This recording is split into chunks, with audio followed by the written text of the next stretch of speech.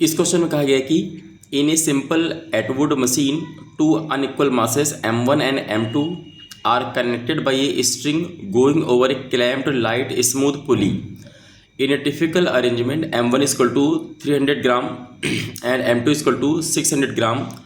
तो क्वेश्चन कह रहा है कि the system is release from rest. तो आपको पहला फाइंड करना है कि find the distance travelled by the first block in the first 2 seconds. Second question कह रहा है कि find the tension in the string, और लास्ट में पूछा गया कि find the force exerted by the clamp on the पुली। और देखिए ये आपको डायग्राम दिया हुआ है। तो अभी अगर इस क्वेश्चन में देखा जाए तो सबसे इंपॉर्टेंट चीज़ ये कि आपको ये बेसिक देखिए एनएलएम में आपको दिया हुआ कि ये सीलिंग है, ये एक पुली है हमारी जो कि मासलेस है और फ्रिक्शनलेस पुली है आपको। उसके बाद फिर क्या कह रहा है कि यहाँ पे 2 मासेस हमारे हैं, इसका m1 है 300 ग्राम का और m2 देखिए कितना बोल रहा है तो 600 ग्राम। देखिए जी का मतलब यहाँ पे ग्राम है, ठीक है। तो अभी अगर हम बात करें कि इसका केजी में अगर हम वेट देखें तो 300 ग्राम का मतलब 1000 से डिवाइड करेंगे तो आपको आएगा 0.3 kg आ जाएगा। ऐसे इसको देखेंगे m2 हमारा कितना देखिए दिया है 0.6 kg दिया हुआ है। तो ऐसे मान लेते हैं कि हमको ये 2 मासेस दिए हुए हैं। अब हमको इसी का कहीं ना कहीं इक्वेशन ड्रॉ करके हमको निकालना है कि हाँ दोनों ब्लॉक का देखिए एक्सेलरेशन कितना होगा और इस स्ट्रिंग में टेंशन कितना आएगा। तो क्योंकि यहाँ पे हमको भी पुली को मासलेस कहा गया और स्ट्रिंग भी हमारी कैसे देखिए मासलेस है क्योंकि कुछ भी इन्फॉर्मेशन नहीं दिया है स्ट्रिंग के बारे में। तो इसलिए हम ये मान के चल रहे हैं कि दोनों तरफ का देखिए टेंशन क्या होगा, सेम होगा। अगर टेंशन सेम है हमारा तो एक काम करते हैं, मैं यहाँ पे दोनों तरफ का टेंशन यहाँ दिखा देता हूँ। यहाँ पे टी और टी दिखा दीजिए और ऐसे यहाँ पे भी आप टी और टी दिखा दीजिए। अब देखो हुआ क्या, ये क्योंकि ब्लॉक का मास ज़्यादा है तो कन्फर्म है ये ब्लॉक नीचे जाएगा, तो ये नीचे जितने भी एक्सेलरेशन से जाएगा उतना ही क्या होगा, ये भी ऊपर की तरफ मूव करेगा। तो क्यों ना हम एक एक करके वीडियो अगर बनाए तो आप देखेंगे इस पर्टिकुलर ब्लॉक पे इस पर इसका वेट देखिए नीचे लगेगा, कितना लगेगा तो 0.6 जी नीचे लगेगा और ऊपर आप जानते हैं कि यहाँ पे टी आपको ऊपर लग रहा है। तो अगर मैं इसका वीडियो बनाऊँ तो कहीं ना कहीं आप देखेंगे कि 0.6 g minus tension force equal to m a, यानी 0.6 इसका एक्सेलेरेशन है और इसका ए मान लेते हैं एक्सेलेरेशन। और क्योंकि दोनों का सेम होगा क्योंकि यहाँ पे फिक्स्ड पुली से कनेक्टेड है तो ये आपका इक्वेशन पहला हो गया फर्स्ट। उसी तरीके से अगर यहाँ पे आप देखेंगे इस पर्टिकुलर ब्लॉक का, इसका भी देखिए वेट नीचे लगेगा बट इसका टेंशन फोर्स ऊपर है और ये ब्लॉक कहीं ना कहीं ऊपर मूव कर रहा है। तो आप इससे फिर इसके वेट को माइनस कर दीजिए तो यहाँ पे लिखेंगे टी माइनस का 0.3 जी इज इक्वल टू 0.3 ए। ये इक्वेशन में फर्स्ट है, ये इक्वेशन में सेकंड है। अब यहाँ पे क्या करना है अपने को, इन दोनों को अगर ऐड करते हैं सिंपल सा तो देखिए माइनस टी और प्लस टी आपस में कैंसिल होगा और 0.6 जी में से 0.3 जी को कम करेंगे तो यहाँ पे कितना आएगा देखिए 0.3 जी आ जाएगा और यहाँ पे ऐड करेंगे तो 0.9 ए। तो सबसे पहले हमारा काम क्या होगा, ए की वैल्यू को फाइंड करना।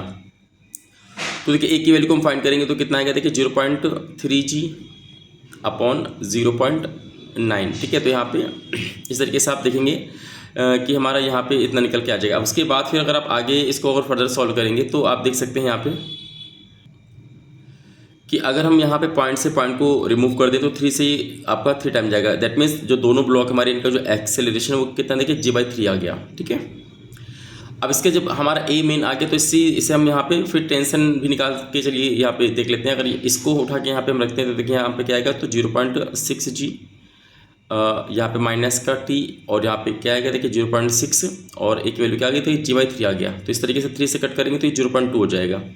तो कुल मिला के देखिए यहाँ पे 0.6 जी माइनस का टी, ठीक है, और यहाँ पे आप देखेंगे कि ये 0.2 जी है। आप टी को इधर शिफ्ट करेंगे, इसको इधर लेके आएंगे तो कहीं ना कहीं आपका कितना आ जाएगा देखिए 0.4 जी इक्वल टू टी।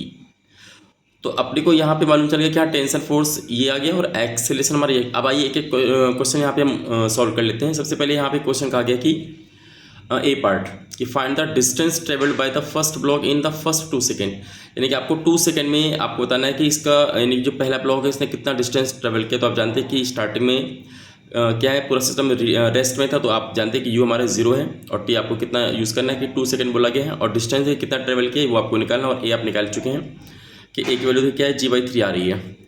तो आप अगर यहाँ पे सेकेंड इक्वेशन आप यूज़ कर देते हैं मोशन की तो एस इक्वल टू हम जानते हैं क्या होता है ut प्लस हाफ AT² होगा। तो u हमारा 0 तो ये टर्म तो आपका 0 हो जाएगा और यहाँ पे s की वैल्यू दे क्या होगा, यहाँ पे हाफ करेंगे a हमारा कितना देखिए g/3 है और t का स्क्वायर कितना होगा तो 4, ठीक है। तो यहाँ पे आप देखेंगे 2 टाइम। तो कुल मिला के देखेंगे यहाँ पे s की वैल्यू कितनी आ रही है, 2g/3 आ रही है मीटर,